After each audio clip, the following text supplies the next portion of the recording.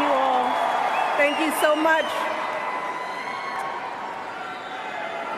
You know, it's hard to believe that it has been 8 years since I first came to this convention to talk with you about why I thought my husband should be president.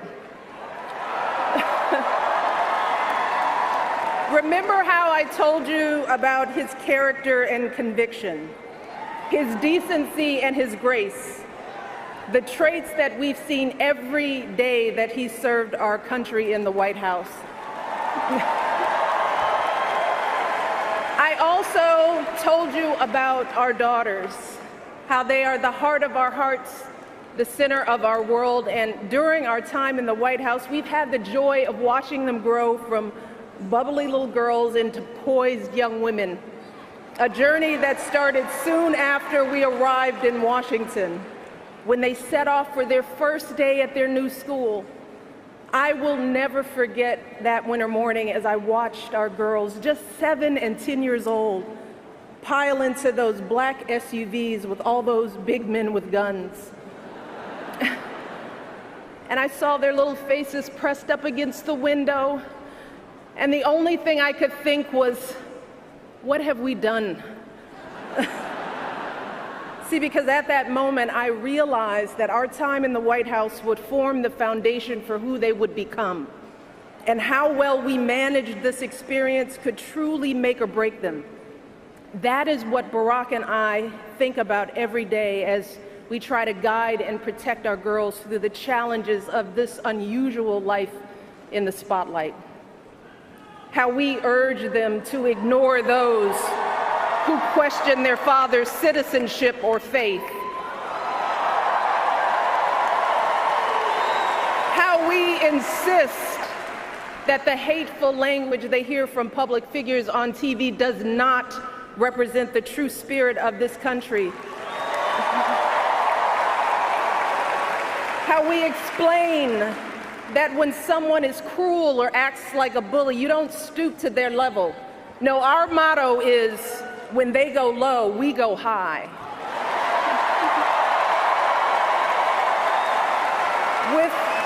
With every word we utter, with every action we take, we know our kids are watching us.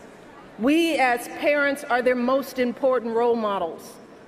And let me tell you, Barack and I take that same approach to our jobs as President and First Lady, because we know that our words and actions matter, not just to our girls, but to children across this country. Kids who tell us, I saw you on TV, I wrote a report on you for school. Kids like the little black boy who looked up at my husband, his eyes wide with hope, and he wondered, is my hair like yours? And make no mistake about it, this November when we go to the polls, that is what we're deciding. Not Democrat or Republican, not left or right. No, in this election and every election is about who will have the power to shape our children for the next 4 or 8 years of their lives.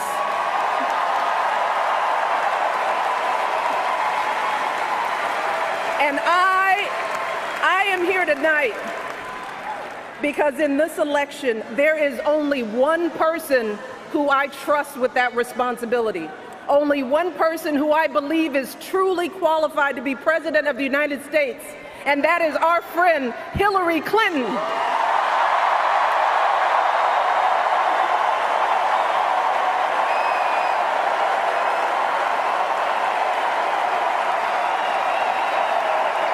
That's right. See, I trust Hillary to lead this country because I've seen her lifelong devotion to our nation's children. Not just her own daughter, who she has raised to perfection, but every child who needs a champion. Kids who take the long way to school to avoid the gangs.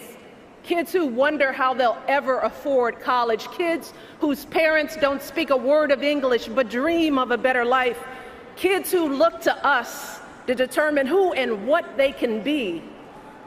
You see, Hillary has spent decades doing the relentless, thankless work to actually make a difference in their lives. Advocating for kids with disabilities as a young lawyer, fighting for children's health care as First Lady, and for quality child care in the Senate. And when she didn't win the nomination 8 years ago, she didn't get angry or disillusioned.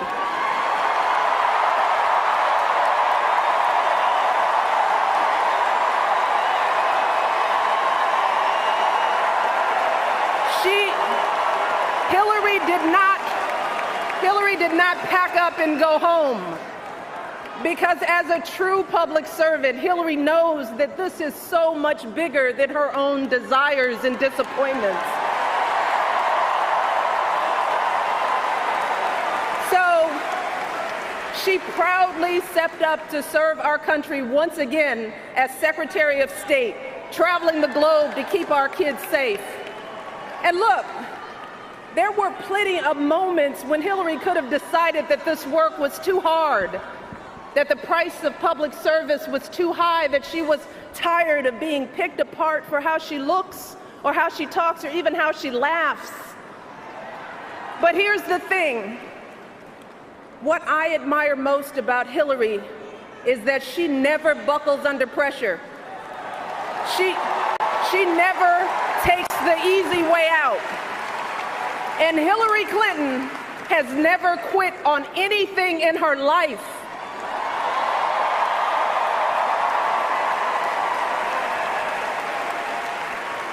And when I think about the kind of president that I want for my girls and all our children, that's what I want. I want someone with the proven strength to persevere, someone who knows this job and takes it seriously, someone who understands that the issues a president faces are not black and white and cannot be boiled down to 140 characters. Look, because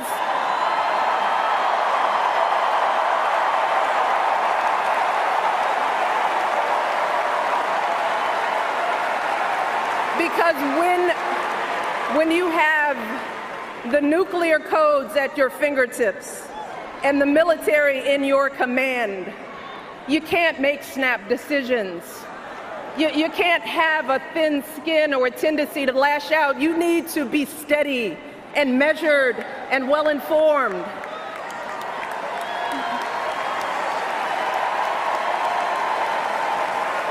I want a president with a record of public service, someone whose life's work shows our children that we don't chase fame and fortune for ourselves. We fight to give everyone a chance to succeed. And we give back even when we're struggling ourselves, because we know that there is always someone worse off. And there, but for the grace of God, go I. I want a president who will teach our children that everyone in this country matters.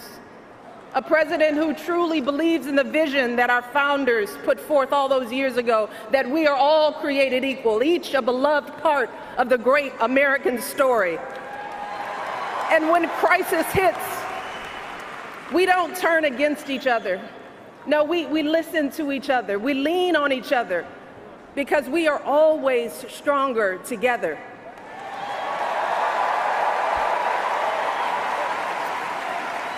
And I am here tonight because I know that that is the kind of president that Hillary Clinton will be. And that's why in this election, I'm with her.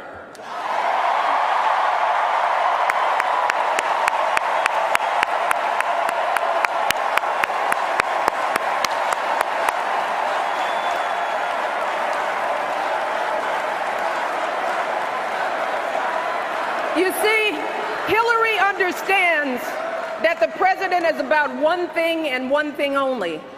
It's about leaving something better for our kids. That's how we've always moved this country forward, by all of us coming together on behalf of our children. Folks who volunteer to coach that team, to teach that Sunday school class, because they know it takes a village. Heroes of every color and creed who wear the uniform and risk their lives to keep passing down those blessings of liberty. Police officers and protesters in Dallas who all desperately want to keep our children safe. People who lined up in Orlando to donate blood because it could have been their son, their daughter in that club.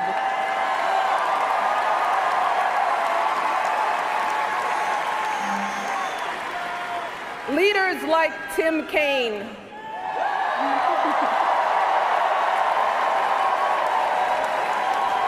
who show our kids what decency and devotion look like. Leaders like Hillary Clinton, who has the guts and the grace to keep coming back and putting those cracks in that highest and hardest glass ceiling until she finally breaks through, lifting all of us along with her. That is the story of this country, the story that has brought me to this stage tonight, the story of generations of people who felt the lash of bondage, the shame of servitude, the sting of segregation, but who kept on striving and hoping and doing what needed to be done so that today I wake up every morning in a house that was built by slaves.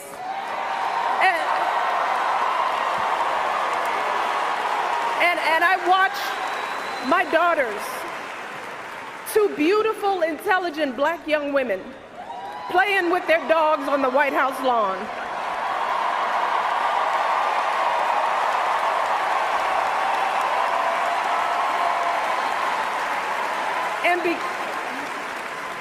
And because of Hillary Clinton, my daughters and all our sons and daughters now take for granted that a woman can be president of the United States.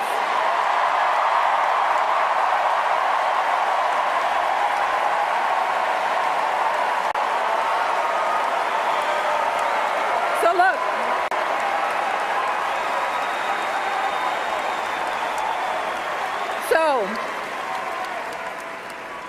don't let anyone ever tell you that this country isn't great, that somehow we need to make it great again, because this right now is the greatest country on earth.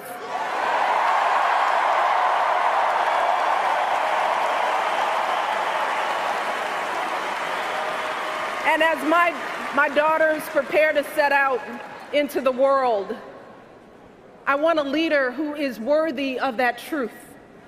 A leader who is worthy of my girls' promise and all our kids' promise. A leader who will be guided every day by the love and hope and impossibly big dreams that we all have for our children. So in this election, we cannot sit back and hope that everything works out for the best. We cannot afford to be tired or frustrated or cynical. No, hear me. Between now and November, we need to do what we did 8 years ago and 4 years ago.